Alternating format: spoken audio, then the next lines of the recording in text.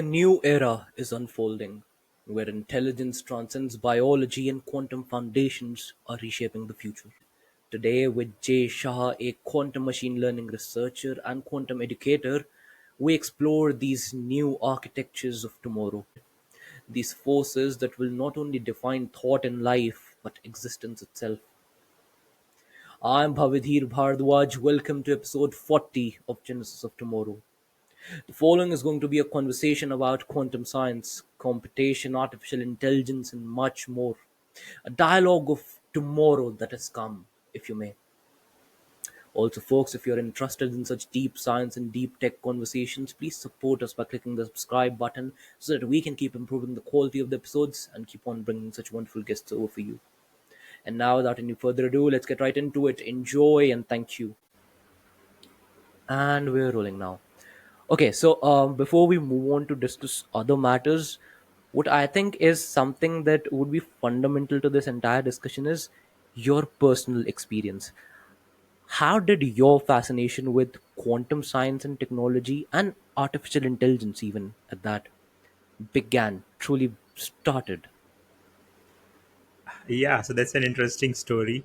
So when I was 16, I read a particular article. So I was just casually surfing internet, and I just came across an article, and the article was on the delayed choice quantum eraser experiment. So this was just a quantum experiment, and the essence of what it suggested was that at quantum level, your future actions can change your past.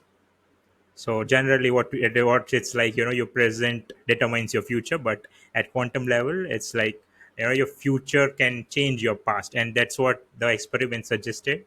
And again, there are theories that sort of say that that's not actually true, and it doesn't happen that way, and all of that.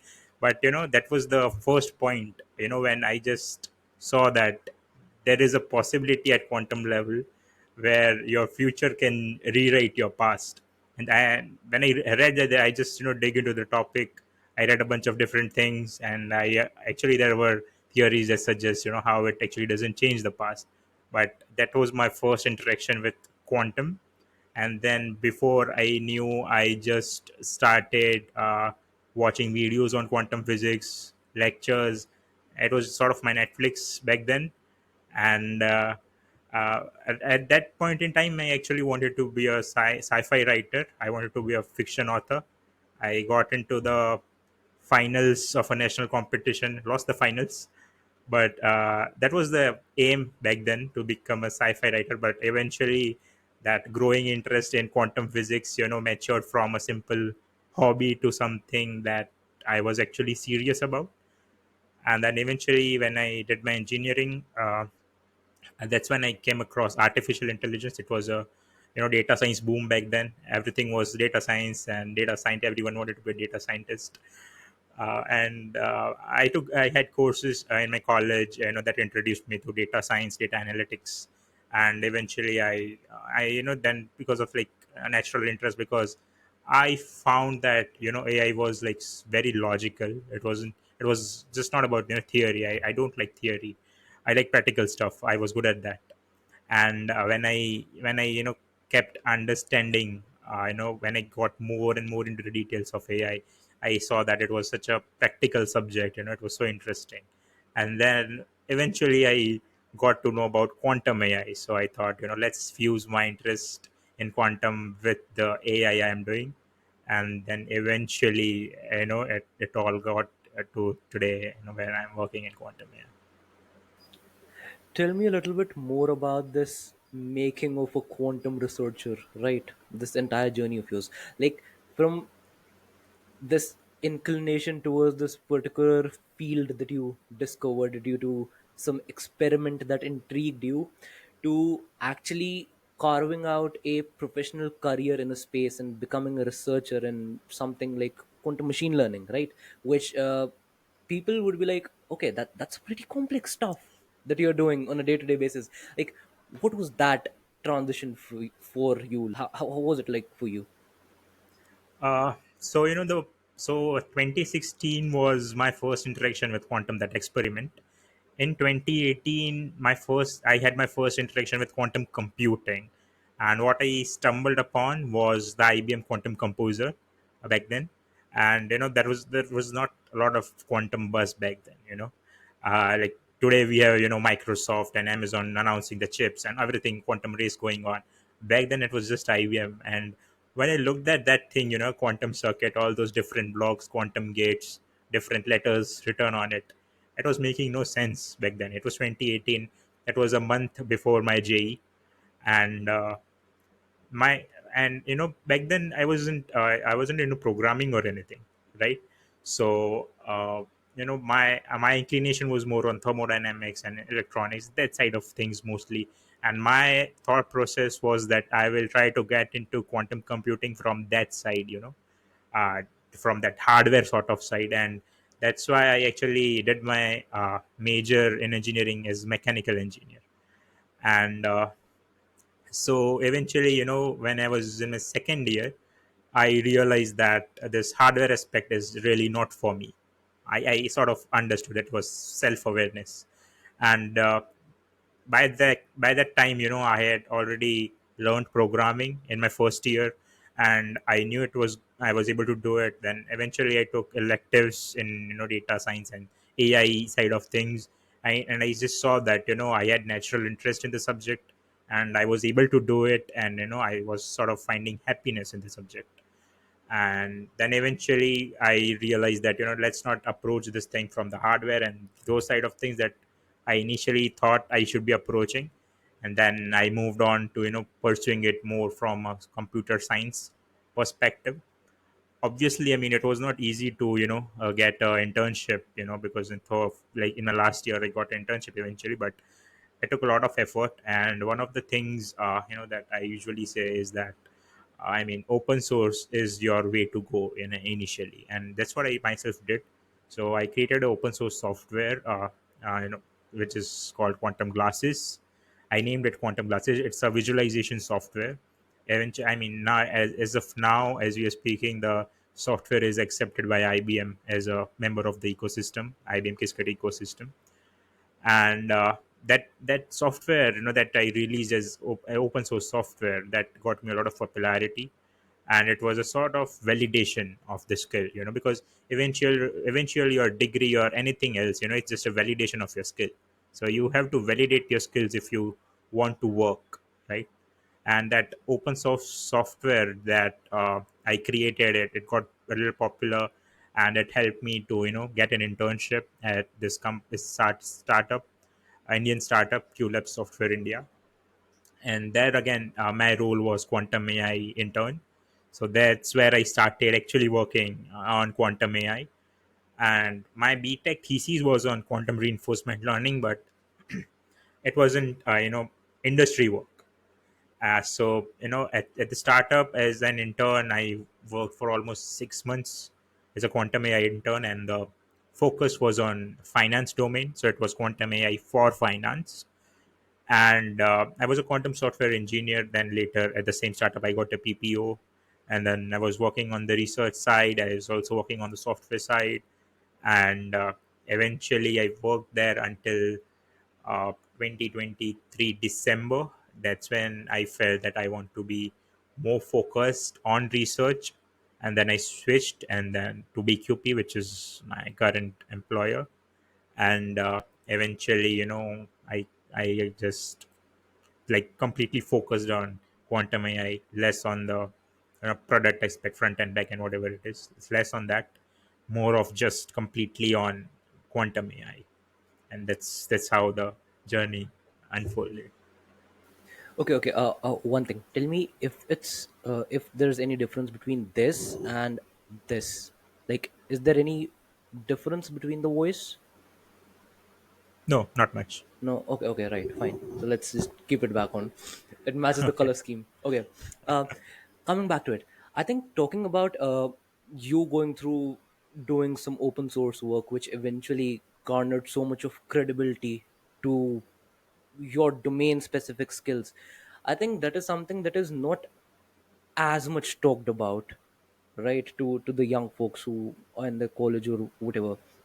Surely there's this aspect of make projects, build stuff, take different courses from Coursera, Udemy, whatever, but actually contributing to some open source either project that is being done by some other company or entities, or making something that is open source that can be utilized by other people, research or industry, that is extremely beneficial, as you said. One, for actually garnering attention that makes you credible in the domain, and also as a testament for your own self of your own skill set that you've garnered.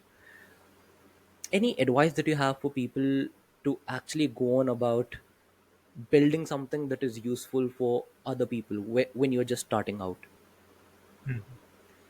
I always say that make your learning an active learning, not a passive learning, right? So just the way you talked, just working on projects for the sake of making those dummy projects, or just taking on courses, that doesn't really help, right? People want to see your skills, and they want to see what you can actually work on. And and that's where I say that field awareness is very important. When you're working in quantum computing, you must know what everyone is doing, right? Even at a student level, from the different announcements that are being made, and accordingly, no matter what so for example, what I made, the software I made, quantum glasses, that was a very simple software that just used single qubit gates, right? It was nothing fancy, big thing. It was a simple, uh, you know, uh, gates. So basically, you can press a sequence of gates, and it just helps you visualize how those sequence of gates will affect the state vector on a block sphere. So it has a block sphere visualization where the state vector rotates on the block sphere. So if you see, it has a less of quantum, it has more of software aspect. Because I was good at software, I was getting started with quantum computing practically. And I think it was 2021. I was just getting started with all these things. And I just thought that I just knew that I just understood single qubit gates really well. I just understood quantum gates part really well. So I thought, okay, how to utilize this, right? Before just jumping onto something else, let's try to make something out of this. So that's how this thought process of creating the software came up. And that's what I always say to students. It's just not about the technical part that you do. It's your thought leadership that you say, you know given anything, what can be done from here, how to do it. That's a very important skill. And when you try to make things yourself, that's how you build those skills. Because I always say, even when I'm interviewing people, I do ask technical questions and all those things, but I stress a lot more on their field awareness and their ability to carve a path, right? Because that's what your true that's what your true work is as a researcher. Carve out paths, find solutions, and how to make things and what to make. That's a very important question. And that was the that's the thing you should, and as a student, think of that. Because technical things can always be learned, and you will not know everything. You cannot learn everything. But whatever you learn, how you utilize that, how you build upon that, that's very important. So if you are taking if you're doing projects, don't just go to GitHub and just do some dummy projects, or just look at some YouTube video and just try to replicate it. Don't do that. Try to come up with something original, something that hasn't been done by anyone. Try to do something of that sort. It could be simple, but it should be original. It should reflect your ability to create, and it should validate your skills. That's something I would say to students. Hmm. One thing about building this industry awareness, as you termed it, uh, especially with the technology like quantum technology, quantum computing, quantum mechanics, uh, it's applicable in very niche areas, in domains, certain domains, but in those domains also to very niche problem statements, which people, for the sake of knowing, do know that, but not why it is so.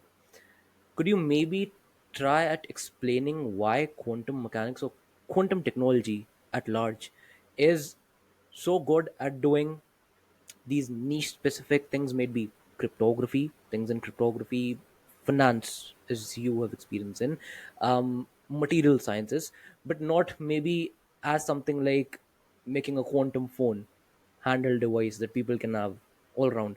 Not currently, at the very least. So maybe shedding some light over that. So for to answer that, let's track back on how quantum computing started. It all started with Richard Feynman's statement in his lectures on simulation of physics, that if you want to simulate nature, your computational system should be quantum mechanical, because nature in itself is quantum mechanical. That's how this thought process of using quantum for computation started. That was the origin of all those things. And if you look at quantum, there are certain key features that it has. One of them is randomness. That's important for cryptography, that you said. One of them is you know parallelization. That's sort of important for optimization. AI is also like optimization at some core, and you can think of it that way. And then there are these certain aspects of it, certain key principles like superposition, like entanglement. So for example, entanglement, trying to simulate it classically, it's difficult. It is if you do it in a quantum system, it's more efficient, because it's inherently a quantum thing, right? It's a quantum principle. And that's the reason. So I see a lot of people just trying to pick up quantum and just try to use it everywhere. It doesn't work that way. you know Whenever you're trying to use quantum for any domain, it could be finance, or it could be cryptography, anything. It's important to see what particular feature you are trying to exploit, and accordingly you develop the algorithm or whatever. So quantum's promise, if you talk about from an AI's perspective, is efficient and faster computation, right? So for example, now in finance, optimizing portfolio optimization, for example, very famous topic. Optimizing better, optimizing faster, because of these inherent quantum principles. Again, AI, it is quantum AI is a completely different field, and that's why people say that, I mean, quantum AI, people are sort of skeptical about it. But I would say it should be treated as a different field. People just try to borrow classical ideas and just plug quantum into it, just the way I said, just plugging in quantum for the sake of quantum. Whenever you are trying to plug in quantum, just think of it, what are you trying to achieve? Like, which exact quantum principle are you trying to exploit? These questions are very important to answer before, and rather than just trying to make something quantum because it looks cool, something like that. So yeah, so whichever domain you see, like finance, for example, optimization, because as go like increase the scale of the problem, optimization gets difficult. So quantum's inherent promise is efficient computation, right? Because that famous analogy that uh, a qubit can stay in that both states, classical bit can just stay in one, is like a coin flipping, and all that analogy, famous analogy. And that's the key principle. Quantum computing system, a quantum mechanical system, the its state vector, its size of to the power n, n is number of qubits. So these are certain aspects of quantum computing. And if you say for another domain, for example, quantum chemistry, right? So actual quantum chemistry was the actual application, because of that Richard Feynman's lecture. So that if you want to simulate nature is quantum, you need a quantum mechanical system. And obviously, with simulating molecules classically is difficult, obviously. And that's where quantum comes in, right? Because it's inherently, nature is quantum, you are using a quantum mechanical system, it gets easier. And even there is no sort of clear quantum type of mechanical system. We don't have a clear hardware winner. But quantum mechanical is, at the end of the day, quantum mechanical, right? So whenever you're trying to use quantum for any purpose, it's important to understand which quantum aspect you're trying to exploit, and how is it benefiting? It is so funny in a way how anything that is booming gets just tagged along with each and every new product that there is. Artificial intelligence was booming, AI washing machines, AI water purifiers. There's nothing AI in that. You know that. I know that. Everybody knows that. But it sells more if you add that. The same things with quantum now. There are startups who will just put that along in their product's name or description or something. Uh, but and when we specifically talk about quantum being the language of the reality as we know it, the fundamental language of reality as we know it, and us getting closer and closer and closer at trying to fathom it to whatever extent we can and we do, what are things which are, in your opinion, thorough opinion, as I'd say, fundamental and have their basis in scientific literature, and which are aspects that you feel are just hyped out of the water, overrated and completely just used in the marketing aspect of stuff right now? See, I mean, it's, the problem is that a lot of less people actually are into quantum, as compared to people who market quantum, sort of, you know. So the way I said, it's important to understand what is being done in quantum. Uh, as for hype, the way I said, trying to plug into quantum into everything, you know. So I've seen startups, trying to work on so many quantum things rather than picking up a particular subject and then trying to work on it, right? And it's important for your success as a startup as well, you know. And even as an individual, I would say, if you know that this is your quantum subject, this is your quantum subfield, then you are able to focus better. For example, for me, it was quantum AI. So I see, you just see, where, okay, I just see where are the problems in classical AI. Okay, this is the problem in classical AI. So for example, say generative AI, is computationally really, not so efficient, right? It's really expensive. Okay, so where can quantum help with this? Okay, quantum, the promise of quantum lies in efficient computation. Oh, guess what? This is what we need in classical generative AI. We need efficient computation. Okay, now what can we do with this? See, that's how the approach should be.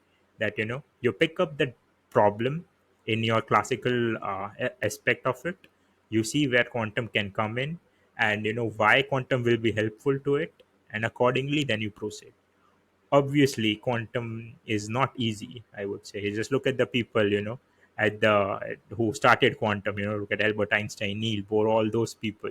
It's not easy, already quantum is sort of counterintuitive. People like it because of that, because it is counterintuitive, people like it. But again, it is already sort of counterintuitive. Then you are adding more complexity by adding another field into it, for example adding AI to it, making it quantum AI. It is not easy. But again, the what I mentioned previously, just technical knowledge might not be enough. Understanding what, how is very important. The thought leadership part. And talking again, answering the question, hype, people like to make hype. you know AI, generative AI, people like to buzz on that. But it's important to, as an individual, not, whatever you, either you are a professional or startup or a student, whoever you are, it's important you don't fall for any sort of hype. You know what are your goals, what you want to do, what you want to contribute, whether you are a startup or any individual. I think that's very important, and I feel people miss that these days. They don't know exactly what they want to do, right? It's important to know what are your professional goals as an individual, or what are your goals as a startup. What exactly is the problem you are trying to solve? If you are not clear on that as a startup, then you will try to plug quantum into different domains, and it's more of trial and error sort of thing. So that's a problem. If you don't know exactly what you're trying to do, that's a problem. So I would say, so for example, when I started, I knew that my goal was to make quantum AI commercial. That was my goal. I knew it all along. and that's how it helped me to make the my career choices, help me to navigate the quantum landscape, because I was very clear on what eventually I want to do. And that's what I would say, people, be very clear what you want to do. If you are clear with what you exactly want to do, you know hype won't be a problem. I'll come to the generative AI side of things, but before that, you have had a decent bit of experience in the education domain, right? What, in your personal experience, have you learned about people consuming and absorbing the technical know-how of quantum science in this particular discussion, which is relevant to this particular discussion, in terms of just trying to understand deep technical, borderline weird, counterintuitive ideas and notions and knowledge that is out there? Yeah. So see, I would say there's one problem, uh, you know, that if you are sort of say in your third year or final year, or you are just trying to pick up a good career option, and that's how you interact with quantum, that could be difficult. Quantum is something that that just made you feel excited and you pursued it. If you approach quantum because of that, quantum is different. If you just pursue it because it's a big name, and probably you think if you get into quantum you will earn loads of money, and if that is the motivation, I think that's the wrong motivation. That will make quantum difficult because of its counterintuitiveness. If you have a natural interest in the subject, if you like quantum, then it would be different. So I see generally, people are students. Just consider India, for example. Students are so busy with their curriculum, exams, this, that, AJ, NEET, whatever you say. They don't get time to explore things like quantum. So I got to explore it when I was 16.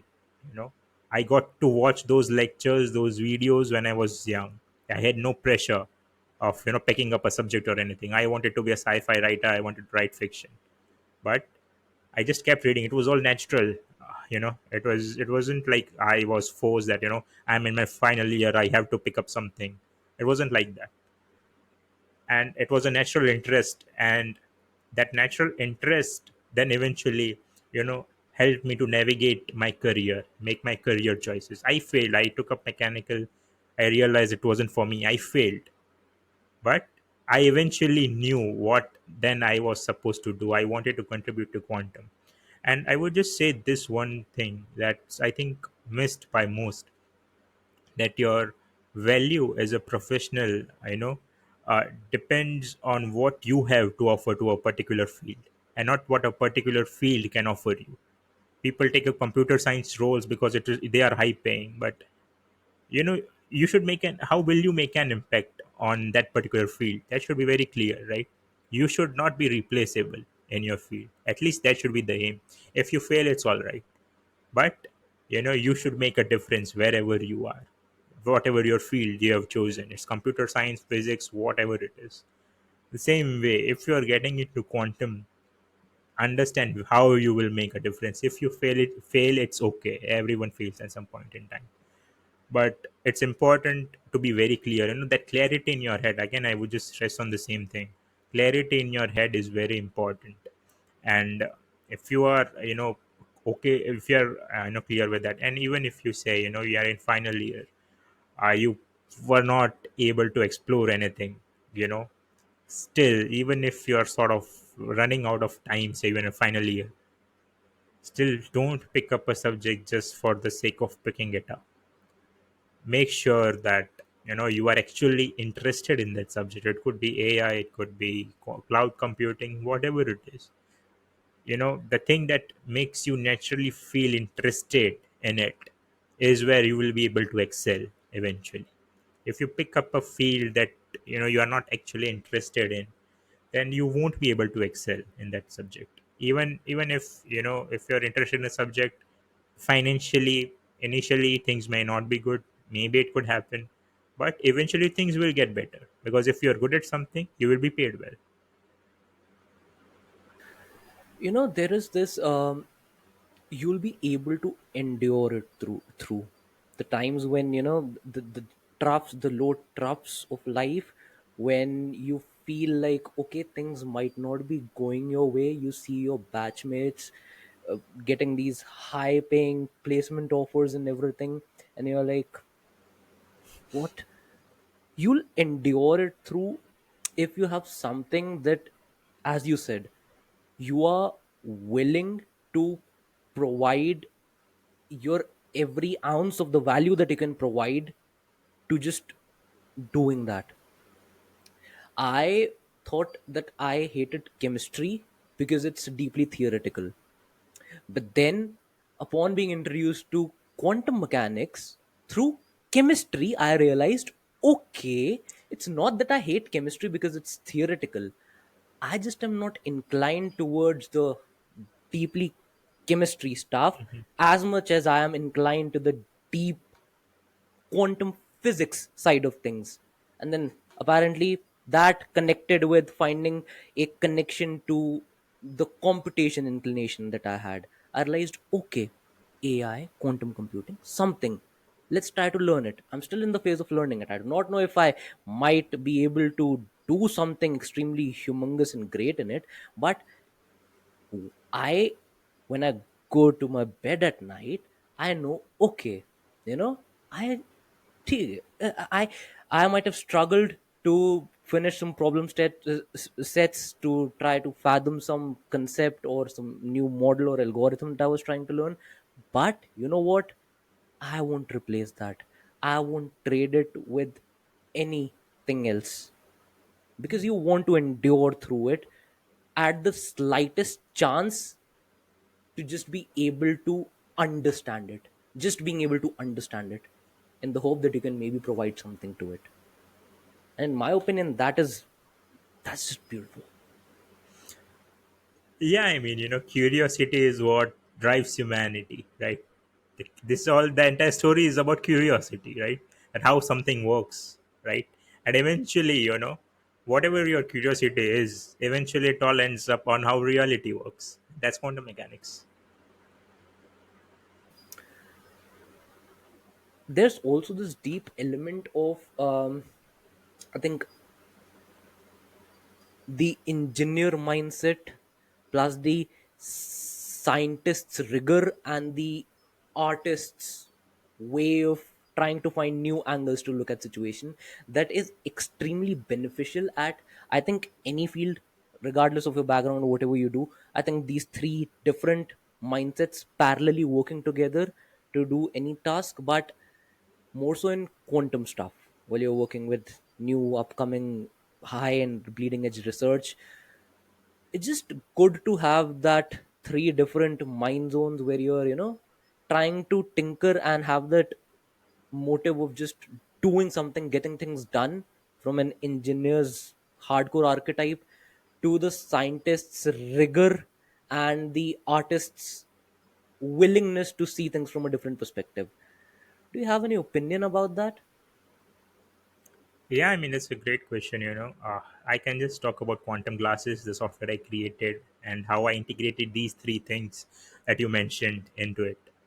So, I learned quantum gates. I was good at. So I thought, how do I make something useful out of this? That's the engineer mindset. You can know a dozen concepts, but if you don't know how to actually use it, what's the point? And I just I thought of from a scientist perspective. I thought I make something, but where it will it be used, right? From engineer scientist, from that perspective, I thought, who will use this, right? Why will someone use this? It should be relevant, right? You just create something, put it on GitHub, and no one cares. Like, what's the point? So that's how I created this software. That so it's a visualization on block sphere, right? It helps you understand which gate affects qubit and how it affects qubit, in which particular state it would affect qubit. Now, this is something useful for people who are getting started with quantum, right? Who are sort of trying to understand the effects, and in even a later stage, right? These are eventually different operations. So even people working on these gates some or the other optimization algorithm, some or other thing. They can modify this, work on this. They can also find this beneficial. From an artist perspective, I thought, okay, I want to, I've created a software. How should it look? Right? So I gave it a design of a scientific calculator. It looks like a scientific calculator. And why did I do that? Because most of the people, who will be probably using this software would come from a sort of engineering background or a physics background or a computer science background. And all these people have one thing in common, all of them have used scientific calculators, right? So let's try to make something that looks similar to a scientific calculator, because we have this principle in product development, and change is hard.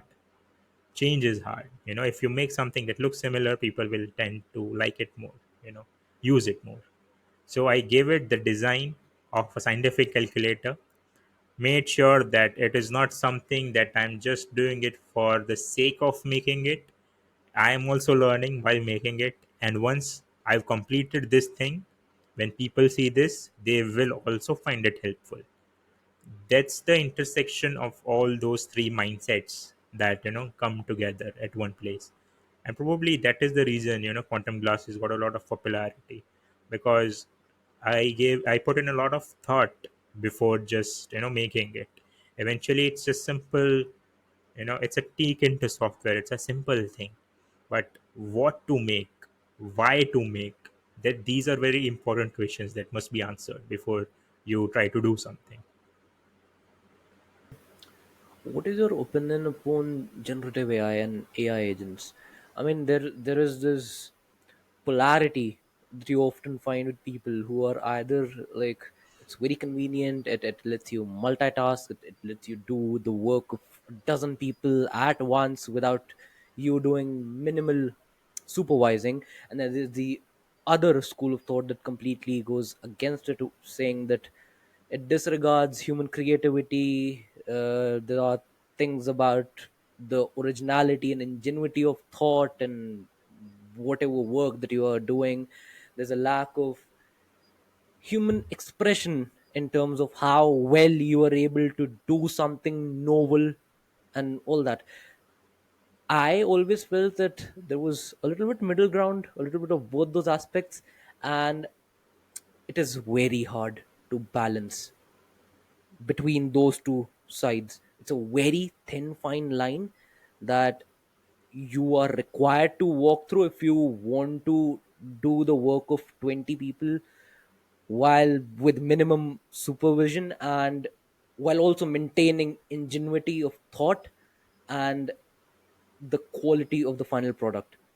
How do you see a person, a scientist, researcher, whosoever, efficiently treading this fine line, metaphorically speaking, converted to literal terms? Okay. So, if you think of that way, what AI can eventually do, I feel, there are basically two things that AI can do. One is creative work. Whatever falls under creativity, AI can mimic that. There are data, copyright issues, everything. Let's not consider that. But AI can do creative work. Second, the second type of work that I believe AI will do and can do is anything that works on a sort of rule based approach, step by step approach. Now if you talk about the first thing, creativity, is this Ghibli style art that we saw, is creativity. AI can do that. Music, AI can do that. Everything that falls on the sides of creativity, AI can do that. The second part, step by step approach, writing SQL queries, step by step approach, AI can do that. Programming, coding, step by step things, AI can do that. What AI cannot do is think. Again, the same thing, right? What to do, why to do. That's where humans come in. And if you are a programmer, you're a software engineer, just writing code doesn't make you a software engineer, right? You should know what you're doing, why are you doing, how to make things efficient. And you know ethical concerns, I believe, yeah, we should be concerned about it. because I mean today, what OpenAI did to Ghibli style art, it made so convenient for people to make these types of images. But you look at the creator, he wasn't happy about it. He did not put in years of efforts for this, right? He wanted to make that style, sort of important, sort of difficult, that it should be respected. But today, if I can just write a prompt and if I can get that Ghibli style, then that originality or that, that thought process of that individual who did these things, that's a question mark, right? You used his data, right? The things that the Ghibli studio did, that's a very important question mark, right? The copyright issues that I feel AI community should do something about that real quick, right? Because today it's just Ghibli style art. Tomorrow it could be something more important. Tomorrow, if it's software side of something, right? Today we don't care. We are all software engineers. We don't care. We are just happy. Getting Ghibli style images, changing our profiles on Instagram. We are happy about it. Tomorrow it could be something else. Tomorrow it could be you. So this idea of using just data and then just giving it to your model and then just allowing free use by anyone, then it's a sort of commercialization. It's a use of someone's data that you did not have permission to use, I would say.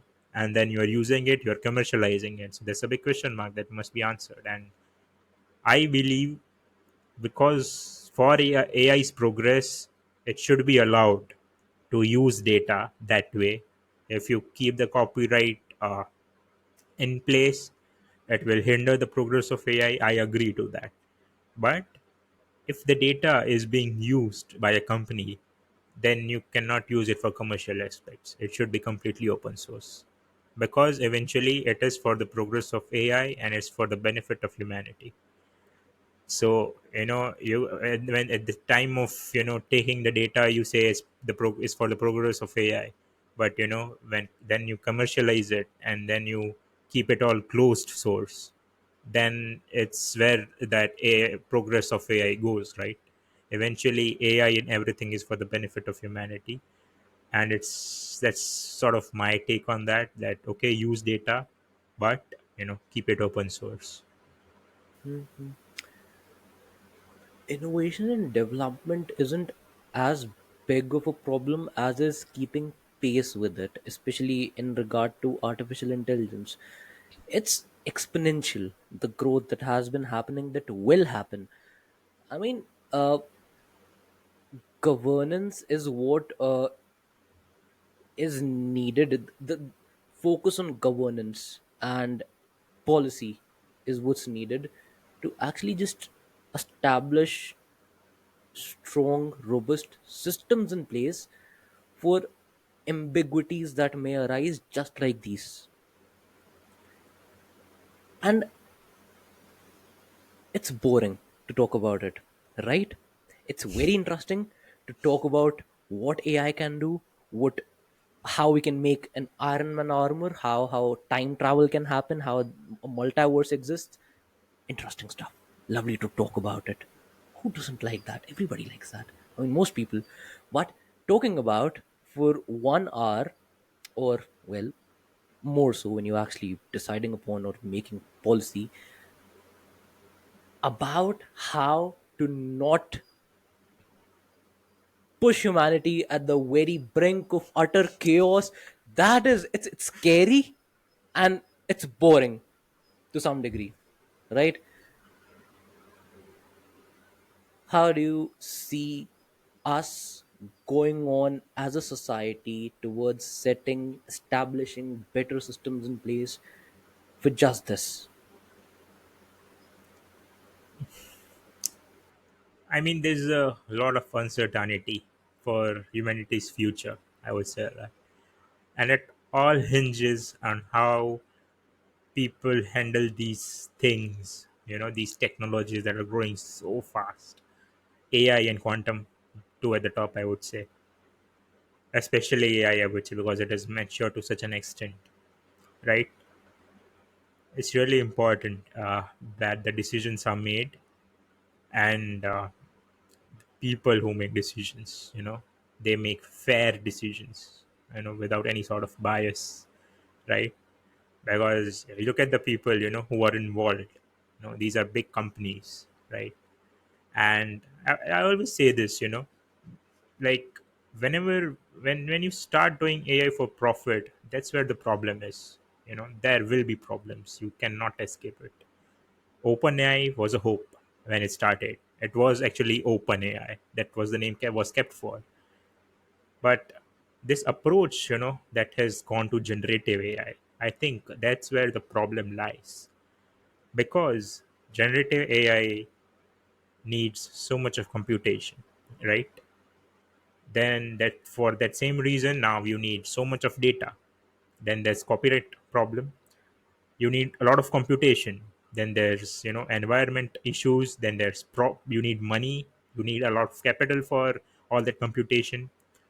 All these problems lie at that use of generative AI for going towards AGI, right? The AGI is the eventual goal for AI. And if you see, I just help you like track back to the origin on the early days of AI. So there are two ways to progress AI. One, better techniques. Second, more computation. Just throw more computation and more data. Like initially, look at the classical machine learning, right? All white box models. You know what's going on in there. It doesn't require dozens and dozens of data points, right? Less computation, less data, full understanding, of what's going on inside the model. Then got to deep learning. Now then there were neural networks, there were convolutional neural networks, more computation, less interpretability, and because of more computation, it was sort of more money required, and then more data required, that image copyright issues. It's the same from transitioning from machine learning to deep learning. But why did we make the transition? Because better results. A CNN can do object detection, segmentation. Can your white box machine learning models do that? Can a logistic regression do that? No. Better performance, better task, more business value, I would say, right? The same thing. That's why people moved from machine learning to deep learning. If you see the road from deep learning to generative AI, it's the same thing. You know, what large language models do, can your neural network do that? No. Same thing. Again, you increase the computation, you increase the resource requirements, you increase the money required. And that's the wrong path I followed. So the path we followed was throw in more computation, get better results. That's the path we followed as the AI community. I told you there were two paths. One, better methods. Second, more computation. We chose the second one. And that's where the problem was. These circumstances that we are facing right now, they were just inevitable. Because you need more capital, investors will be involved, stakeholders will be involved, and they will just ask you what you are doing with our money, right? How are you going to bring value out of it? What about ROI, right? But if people focused more on better techniques, you know, less computation, maybe less data, but better results. Can you do that? Then that's a real challenge that AI community should try to solve. Can you just go back again, to machine learning? Forget deep learning. Forget generative AI, LLMs. Forget everything. Get back to machine learning and chose that different path of better techniques. Can you do that? Can you take up the actual challenge? And that's where quantum can come in, right? Because I mean the way you said, AI agents, or that question, AI agents part, there's a lot of things you don't know right now. You cannot interpret large language models. Anthropic is working on that. They released recently that they're that part of actually understanding what's going on inside LLM. they release that, and that becomes important, right? Because as a business person, you cannot take just you cannot make decisions if you don't know what's going on, right? You need that transparency to make any sort of decision. But you know so this problem of generative AI is because of generative AI, because of this approach that people took of getting better results by just throwing this more data and more computation. That approach is the problem that we all are facing right now. And I would say, so initially OpenAI was focused a lot on reinforcement learning in the early days. They had this gym library, which is not now being maintained, but we have a fork of it, Gymnasium, which is being still maintained now. But reinforcement learning was what OpenAI was sort of initially focused on. And I still believe that reinforcement learning is the correct way to AGI. Reinforcement learning is, I understand, sort of computationally efficient, but it is about finding better techniques. I know computationally reinforcement learning is also sort of expensive. I would say, yeah, it does happen. But if you look at reinforcement learning, what is it? It's just very simple words. You do something, if it is wrong, it's a -1. If you do something right, it is +1. That's how we learn in life, right? What is AGI, right? It's us, it's humans. How humans learn. We make mistakes. We understand from our mistakes. If we do something right, we understand we are doing something right. And that's how we learn in our lives. So I feel reinforcement learning is a sort of key approach that we have sort of forgotten and all this generative AI buzz.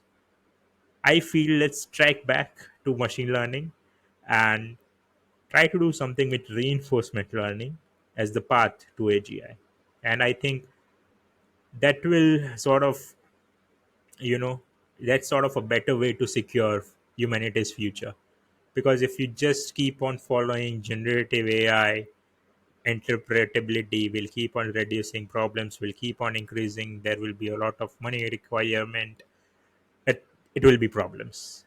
But the bad part, it's sort of not so feasible to do now, because AI community has took so many steps in this direction of throwing more data, throwing more computation, getting better results. So many steps have been taken in this direction. It's sort of difficult to go back, you know uh, for the infrastructure that has been already developed around this approach. So it is difficult, and that's how quantum could probably come in for efficient computation. Quantum has a physical basis, maybe more interpretability, maybe, depends. But now I would say the second thing again can be done, at least from here onwards, are better techniques. Make better techniques, understand what's going on in LLM, you know like look out for different things that could be done, rather than still going on with more competition and more data. Because I mean, there were news, right, that we have sort of hit a ceiling now. Just throwing on more data doesn't help anymore, and obviously this is how it was going to happen. So it's important that some or the other way we try to get back to this first approach of better techniques. I think that was again, it was something that we should have seen coming, but we didn't. And yes, you will eventually hit a roadblock where what you're doing is just relying on generating, on trying to create an intelligence that mimics human intelligence, while what you're doing is just training it on the past data points that a human has already produced, as in loose terminology.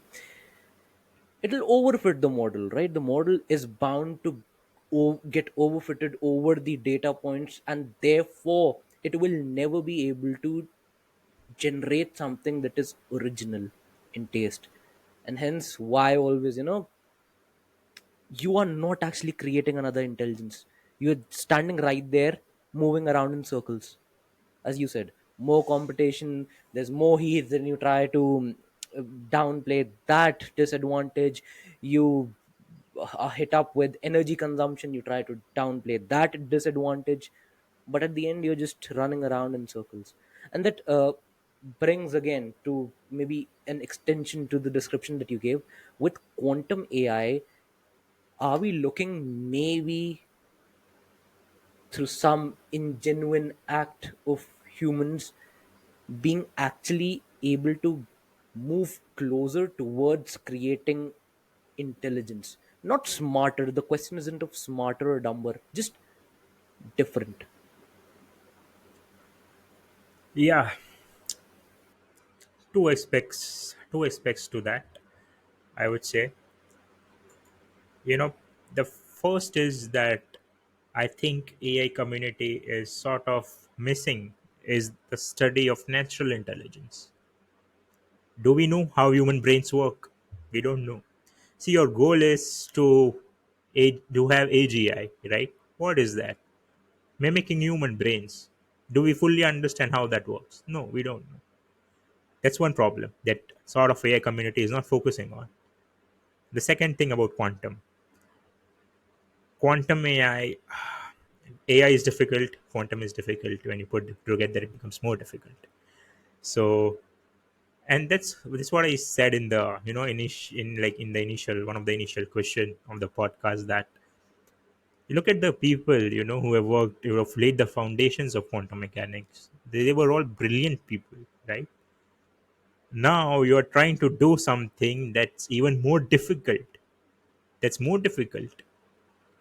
Now you need people who are, if not equally, but even more brilliant, because you need to do a more difficult task.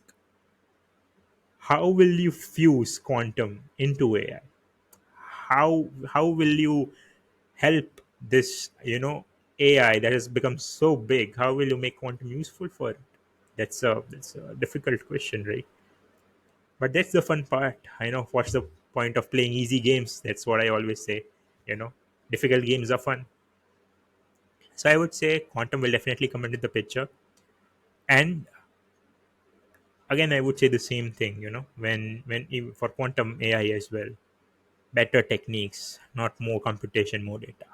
Better techniques, that's the right path.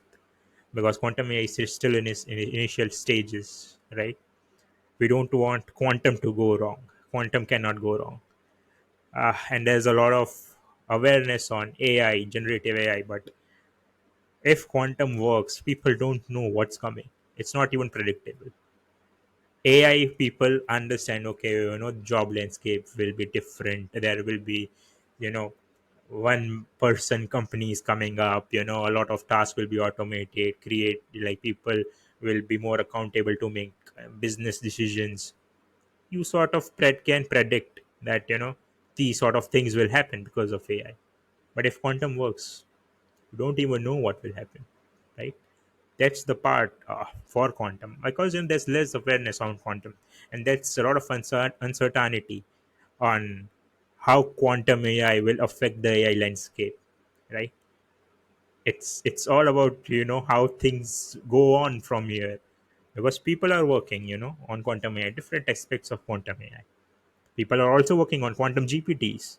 People are working on it. Will they succeed? What will happen? How will they manage to do it? What they do?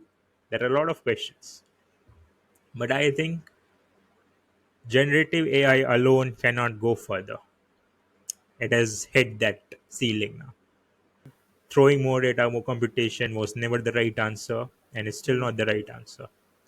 What could be done is take help from something else, like quantum, for example.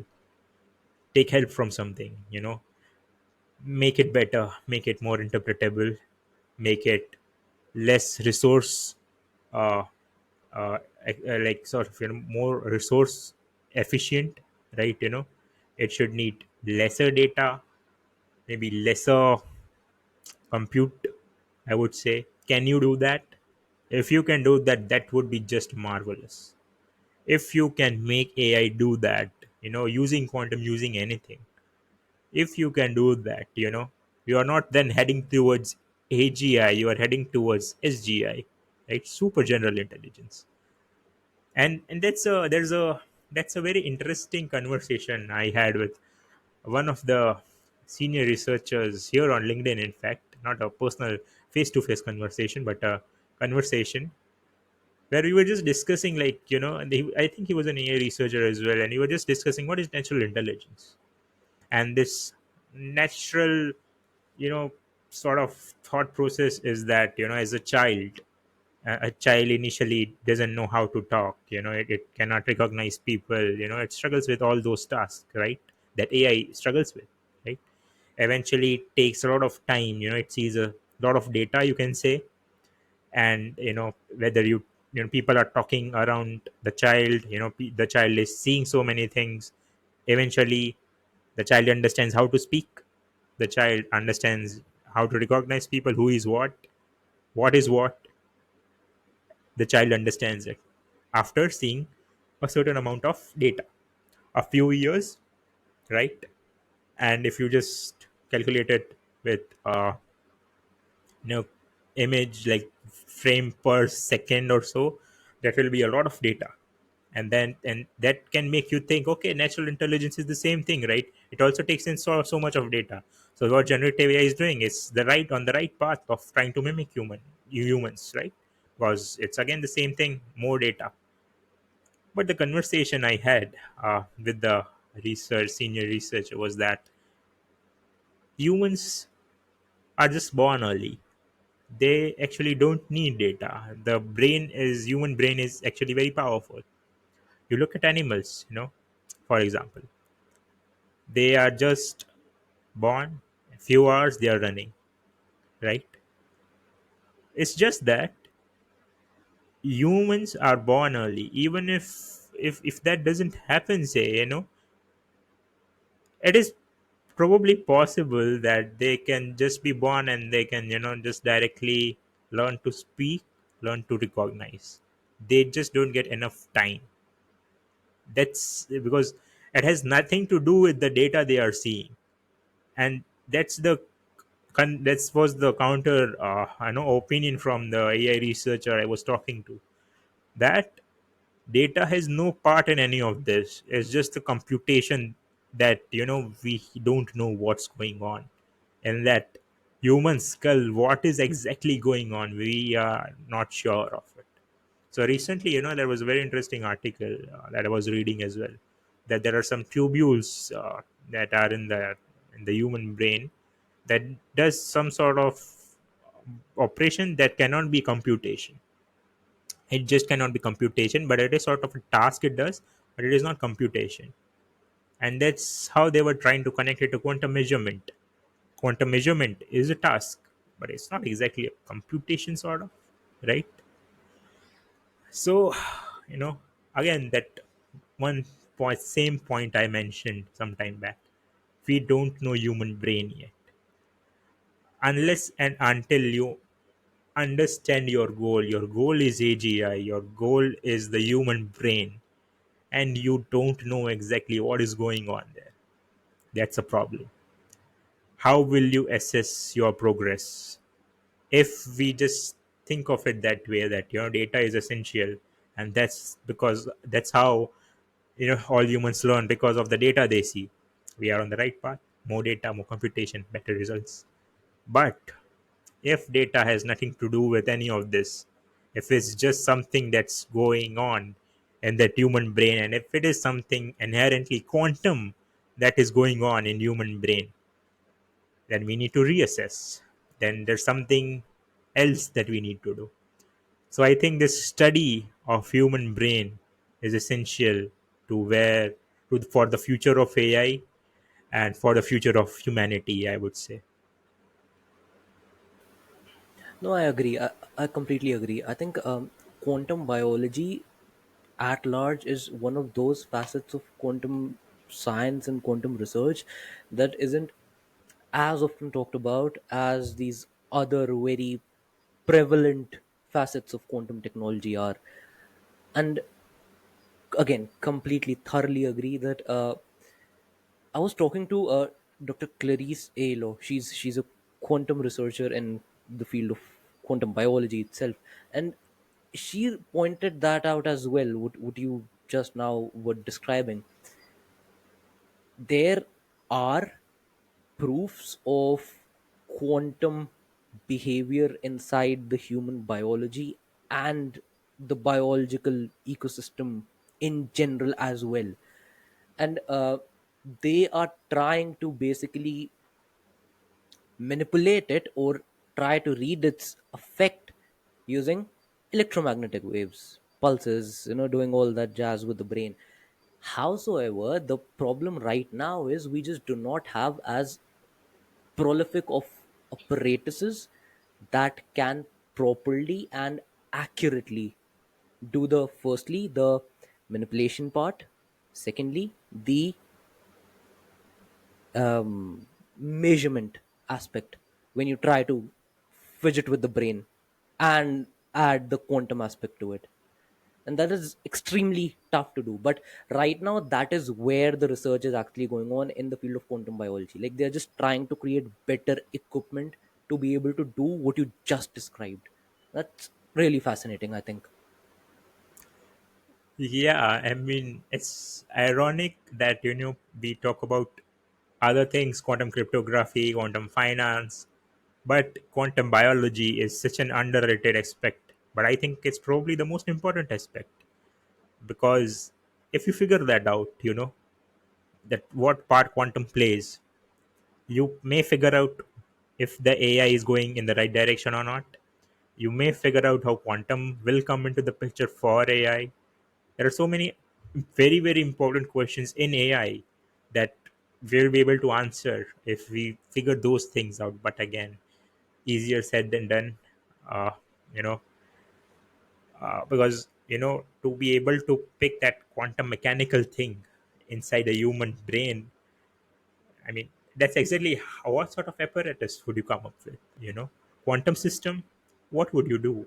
How will you do? That's a very difficult thing to do, because we have hardware challenges on quantum side in itself. Making a classical thing that could pick up you know quantum things that are going on in human head, it's not easy either. But I think this aspect should sort of go mainstream, more focus by students, by investors, by communities like AI community.